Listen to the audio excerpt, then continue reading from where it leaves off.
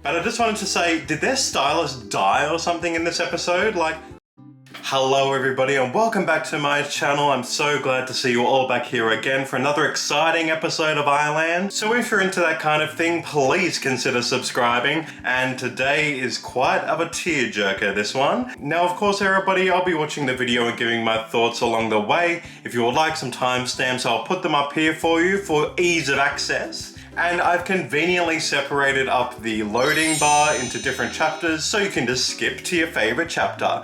But ladies and gentlemen, episode 8, you, me, your boy Mickey Dub, and the boys of Ireland, let's see what they got for us today. Let's get it. The last episode left us on a bit of a cliffhanger.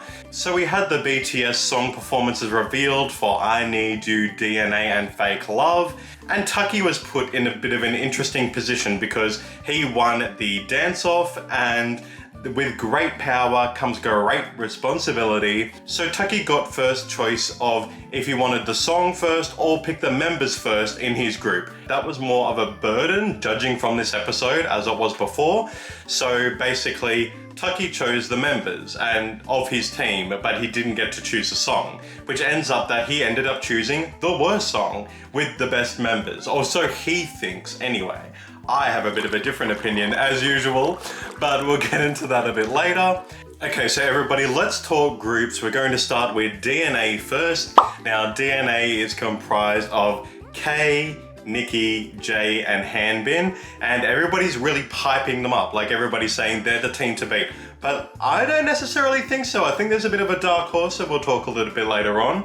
I really appreciate how Kay really looked after Nikki. Like Nikki knows that he's the number 9th position and Kay knows that as well. So I really appreciate Kay kind of reaching out to Nikki, giving him one of the better positions and giving him time to decide which position he wanted. But the thing is, a bit later in the episode, Nikki is really becoming a big burden on the team. Now, I don't want to be against Nikki, but Nikki tends to fall on his own sword a lot. So Nikki's putting his own moves like that he saw V do in one of their dance practices, and I'm just like, Nikki, you're not V. Like, as much as we all want to be V, you're not V. And just do the practice the way the practice was intended. And I just felt like he really just slipped that part in without telling anybody, and Kay was so pissed. なんでもソロアーティストこう自分のことしか考えないできないよそんな I feel like Kay's really thrown Nikki a bone, like by giving him the position in the group that he wanted to do and really looking after him. And then it's like, this is just spitting in Kay's face. Like, he was so pissed at Nikki that he had to take him into the dressing room with no cameras to like give him a bit of a talking to. So I'm really glad that Nikki kind of changed his ways very fast a little bit later when they were doing the midway performance. I am glad though that Nikki kind of saw it in himself to not take the main spot, because I felt like he has taken many of the main spots previously and they haven't worked out too well for him. Now let's move on to the Fake Love team. So this team consists of Sunghoon, Taki, Sunu and Heesung.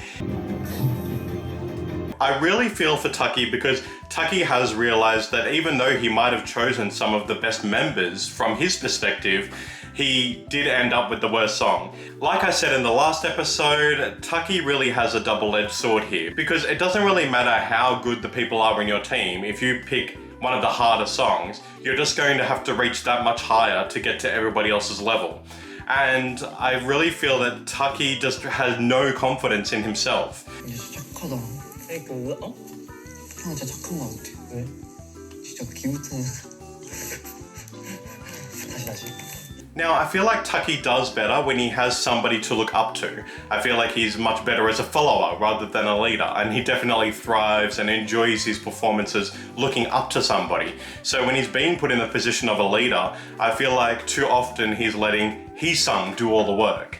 And just as I said in my unhelpful guide, that Sunghoon is just out to break hearts. Like, he's just gonna steal your heart, he's gonna steal your man, he's gonna steal your woman.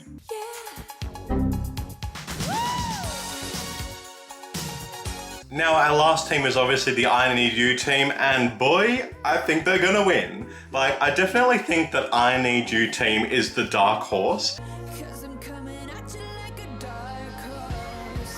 Now, I'm always personally really surprised at Jungwon because I felt like that he didn't get the appreciation he deserved before this episode, and now that he's become one of the leaders of one of the teams, he's really shining through.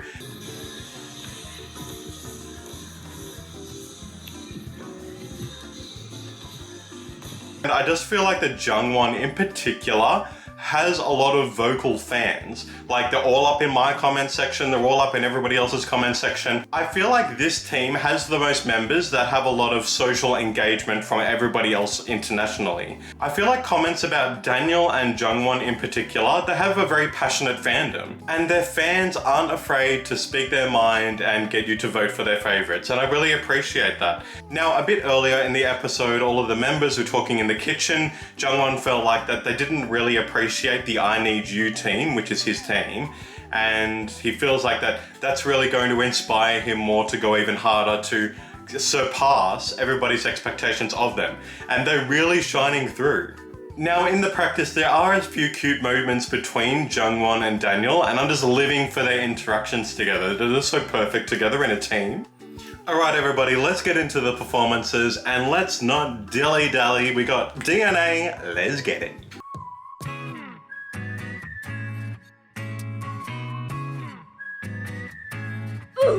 Did their stylist die or something in this episode? Like, what's with their performance outfits? Like, if you look at the DNA BTS outfits and their outfits, it's like some kind of budget Walmart version. Like, what's going on there? But I must say, even though the stylist might have failed them, their hair and makeup on point, sis.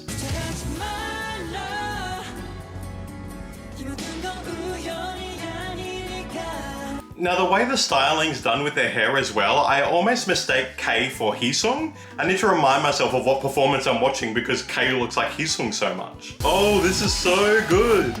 Ow! Hey! Hey! Oh my god, that dance break is so amazing. And I just love it how Jay's like front and center and then leads us in and leads us out. Good on you, Jay. Good work, Jay. Oh, and a crotch grab. Like, that is really grabbing that crotch back. The best thing about this performance is that I feel like that they do look like BTS on the stage. You can just imagine Kay being J-Hope and going, how'd you matter? Now, the final score the judges give the DNA group is 287 out of 400. Now, I don't really understand why their numbers need to be so big. I understand that there's 100 votes for each person, but how are you really going to differentiate, oh, that person's a 69, not a 73? Or like, this person's like a 54, not a 69. I don't understand why each member can just have 10 votes each and they just rank them out of 40. Why does it need to be 400? Now, our next performance is I Need You, and oh, this is just chef's kiss. Mwah, mwah, mwah. And I really love at the very beginning, it sounds very haunting, it sounds very mysterious, the way Jungwon is saying fall, everything, fall.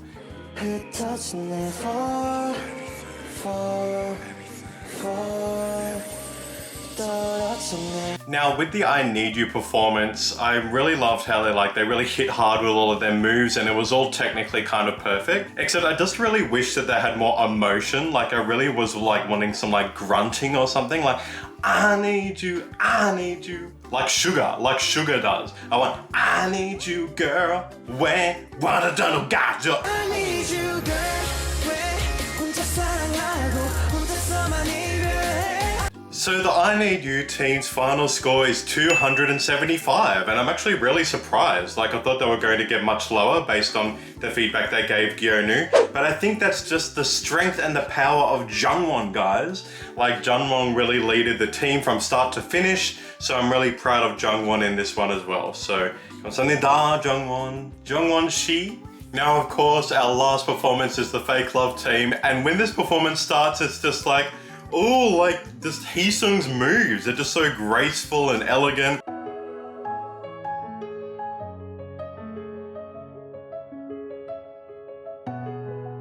And then you've got Sunu and Sunghoon just attacking you with those eyes, and I was like, oh, damn, girl, this is gonna be good. I'm so sick of this. Now, the thing I'm most disappointed about this performance is that they missed the whole first chorus. Like, I want to hear RM saying, I wanna be your goat.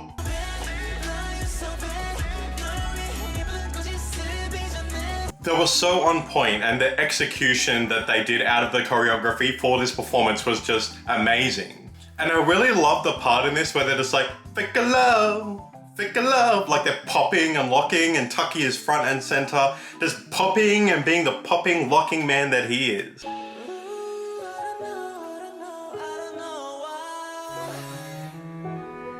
Oh my god, his song just doing that Jungkook part, I'm just like shivers up my spine. He's so good. And it just sets the tone for the rest of the performance. I'm just like, Heesung is a god.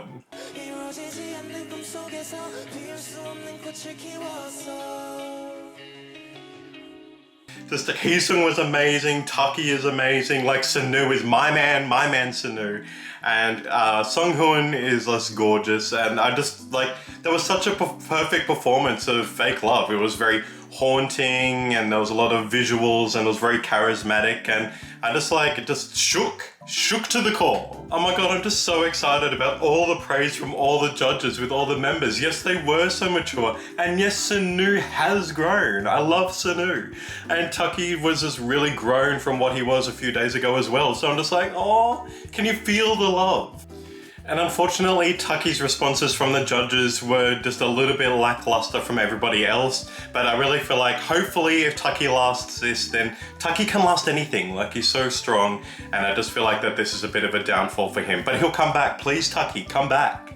And oh my god, the Fake Love team wins. Yay! Although I do love the other ones as well. I'm really glad that Fake Love won. And I'm really glad that Taki might have been the last one to go. I'm not quite sure yet.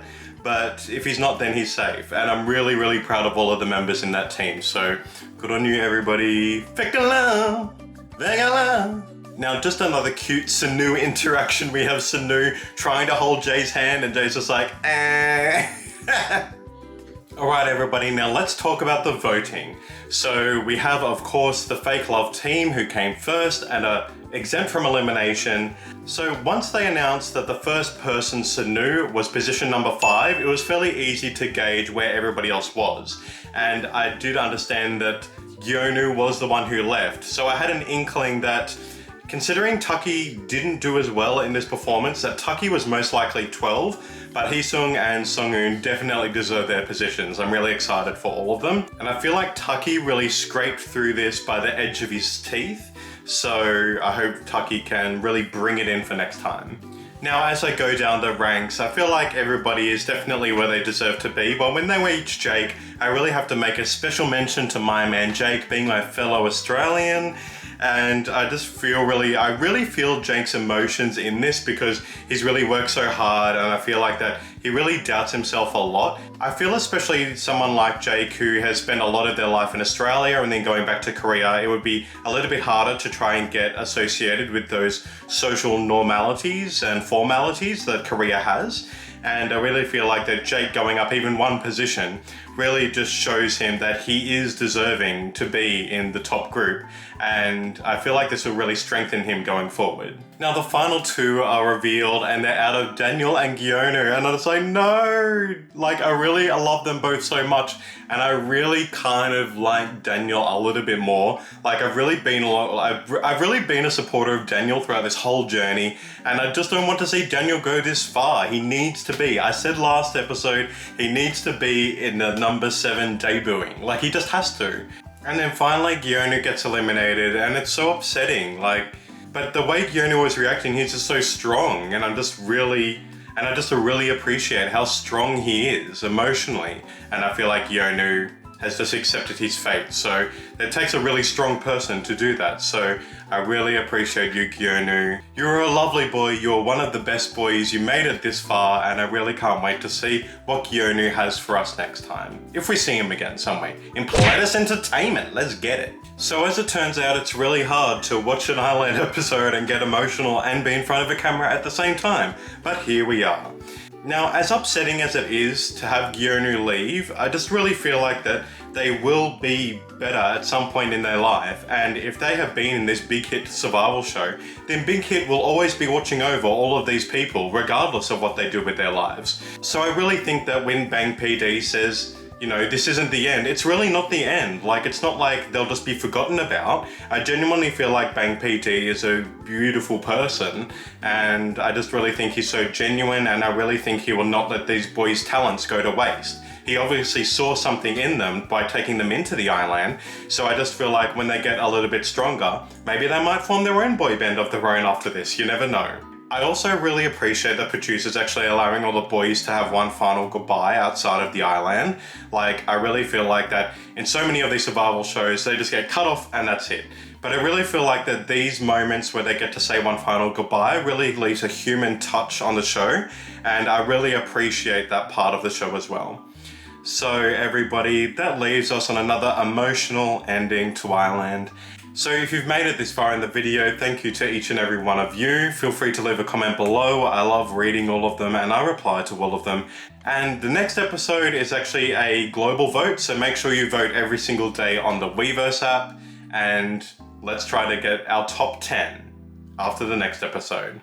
But thank you so much for watching, everybody. I really appreciate you sticking around, and I'll see you on the next episode. It won't be too far away.